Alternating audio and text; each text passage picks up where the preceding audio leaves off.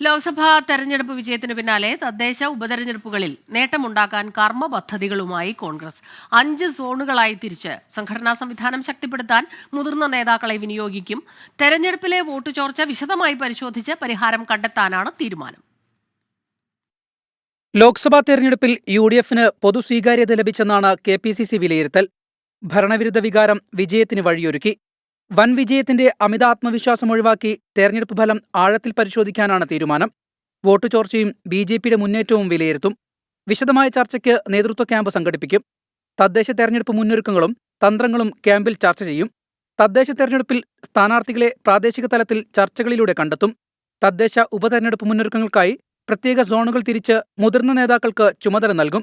ഇതുവഴി പാർട്ടിയിലെ ഭിന്നതകൾ പരിഹരിച്ച് സംഘടനാ സംവിധാനം ശക്തിപ്പെടുത്താൻ കഴിയുമെന്നാണ് നേതൃത്വത്തിന്റെ പ്രതീക്ഷ. 24 തിരുവനന്തപുരം.